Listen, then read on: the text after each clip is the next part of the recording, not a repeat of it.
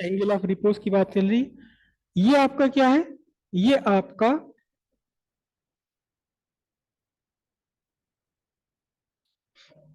Horizontal surface, और यहां जिस सरफेस पर बॉडी रखी है ये क्या है?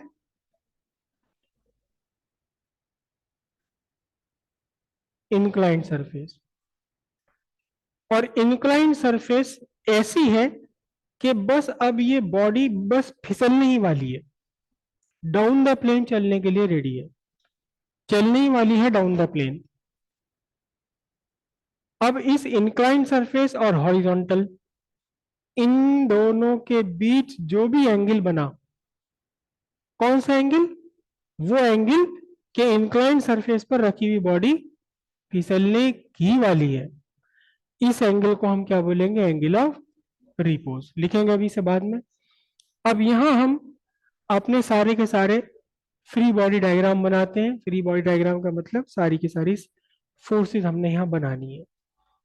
इंक्लाइंड सरफेस पर बॉडी रखी है। सबसे पहले तो इसका वेट वर्टिकली डाउनवर्ड एक्ट करेगा। वेट वर्टिकली डाउनवर्ड ही एक्ट करता है, बॉडी की पोजीशन चाहे कुछ भी हो।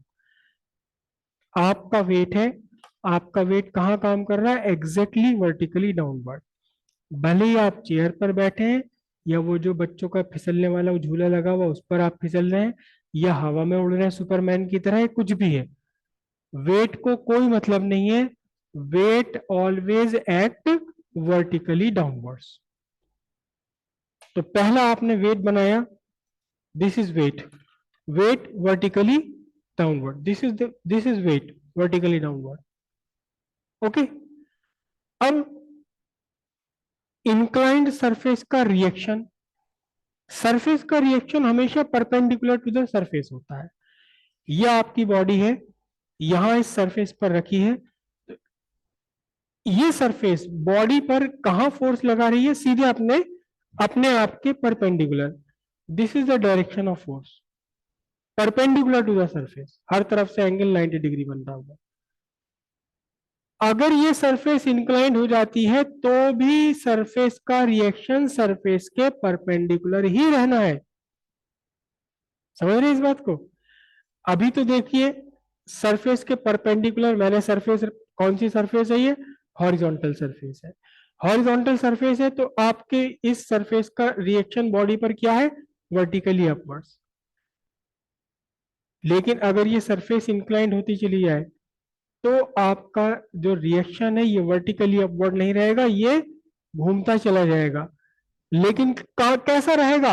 हमेशा सरफेस के परपेंडिकुलर रहेगा। ये सरफेस है, अगर सरफेस हॉरिजॉन्टल है तो रिएक्शन वर्टिकली अपवर्ड है, लेकिन सरफेस अगर इंक्लाइंड हो गई तो सरफेस के साथ घूमता रहेगा, सरफेस के साथ घूमता रहेगा, रहेगा सरफेस के परपेंडिकुलर। तो यहां आपने ड्रॉ किया, ये क्या ड्रॉ किया? रिएक्शन। और एक्चुअली हम इसको वर्ड बोलते हैं, हम इसको वर्ड बोलते हैं क्या?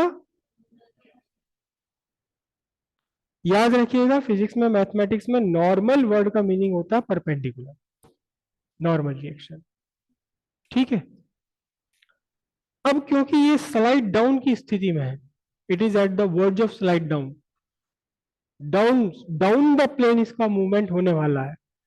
और फोर्स ऑफ फ्रिक्शन हमेशा मूवमेंट के अपोजिट लगती है। तो फोर्स ऑफ फ्रिक्शन क्या होगी? Up the plane. और कहां लगती है फोर्स ऑफ फ्रिक्शन? दोनों सरफेसिस के कांटेक्ट पर। तीन फोर्सेस हो गई यहां। पहली force vertically downward, weight of the body. Second force normal reaction, perpendicular to the surface, जिस सरफेस पर ये रखा हुआ बॉडी। तीसरी फोर्स कौन सी है? तीसरी फोर्स फोर्स ऑफ फ्रिक्शन है, opposite to the probable motion. यहां एक्चुअली मोशन नहीं हुआ, लेकिन प्रोबेबिलिटी मोशन की कहां है? Down the plane. तो फोर्स ऑफ फ्रिक्शन कहां एक्ट करेगी? अप द प्लेन एक्ट करेगी। क्लियर है इतनी बात? ये अब यहां आपने एक फोर्स को, जो ग्रेविटेशनल फोर्स है, mg है, वेट है, इसे आपने रिजॉल्व कर लिया, इसे आपने रिजॉल्व कर लिया रेक्टेंगुलर कंपोनेंट्स में। करेक्ट।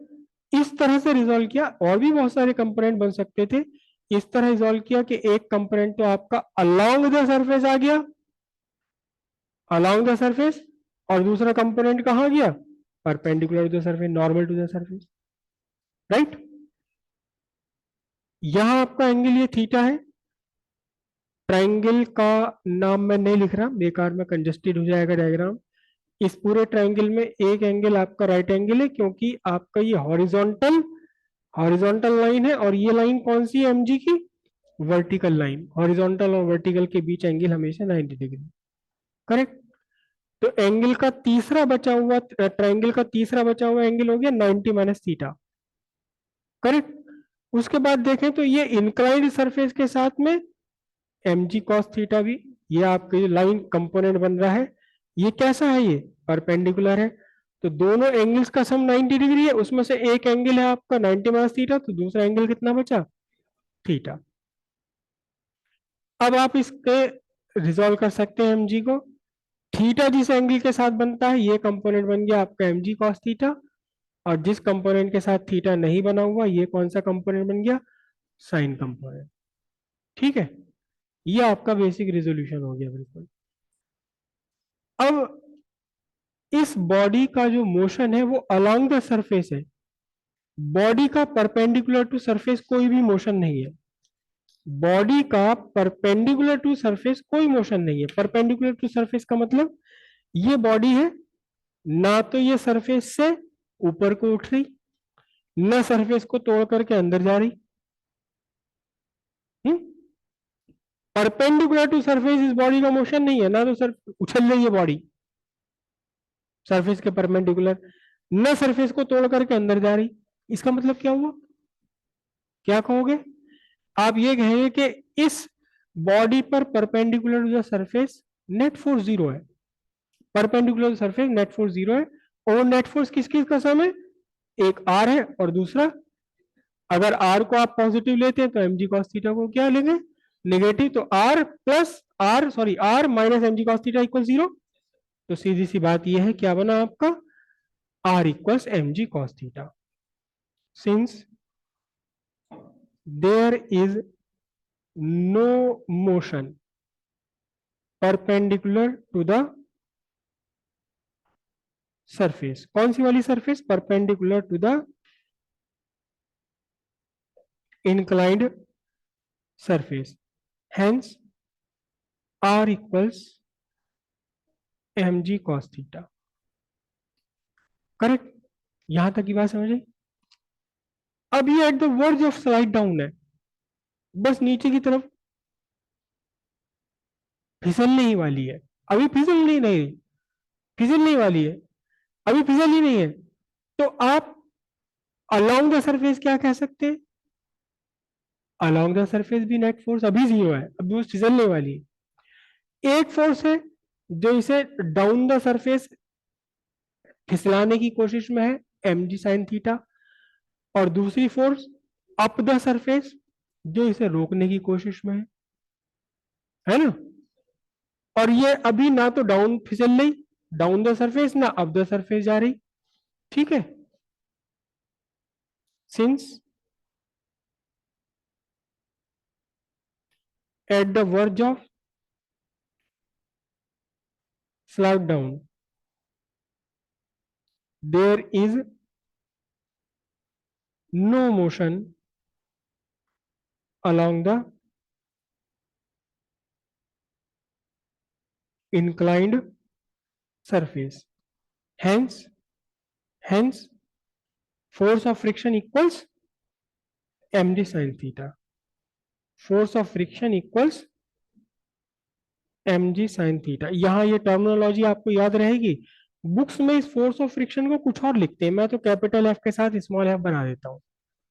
फोर्स है, कौन सी फोर्स है, फ्रिक्शन की फोर्स है, ठीक है। ये दोनों निकल कर आ गए, क्लियर है बात इतनी। हम्म कोई कॉम्प्लिकेशन तो नहीं है, करेक्ट। अब अब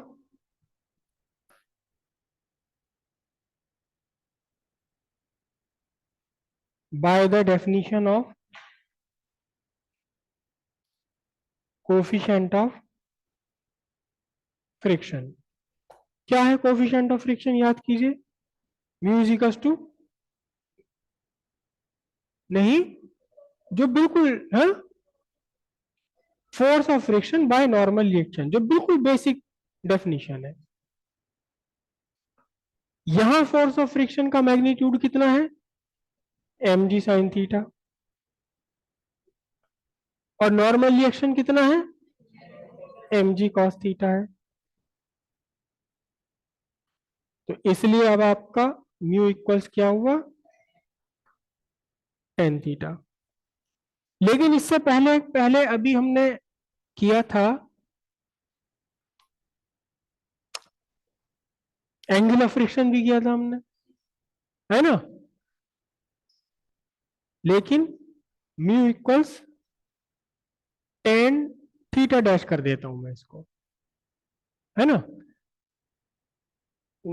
ten theta dash, where theta dash is the angle of friction. तो जरा ध्यान से देखिएगा, यहां थीटा क्या है? Where theta is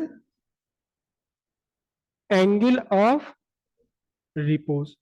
mu equals, actually हमने यह म्यू एस लिखना चाहिए, स्लाइड ये कौन सा वाला है? ये स्टैटिक, स्टैटिक लिखना चाहिए हमें। तो mu S equals tan theta, theta angle of repose है, mu S also equals to tan theta dash, theta dash क्या चीज है? एंगल ऑफ फ्रिक्शन है। तो फिर आप क्या कंक्लूजन निकाल सकते हैं? Hence theta equals theta dash. सीधी सीधी सी बात क्या निकल कर आई? Angle of friction equals what? Angle of repose. मतलब एंगल ऑफ फ्रिक्शन हमें अलग से कैलकुलेट नहीं करना, किन्हीं दो सरफेसेस के लिए आप एंगल ऑफ रिपोज फाइंड कर लीजिए, वही एंगल ऑफ फ्रिक्शन भी बन जाएगा। ठीक है।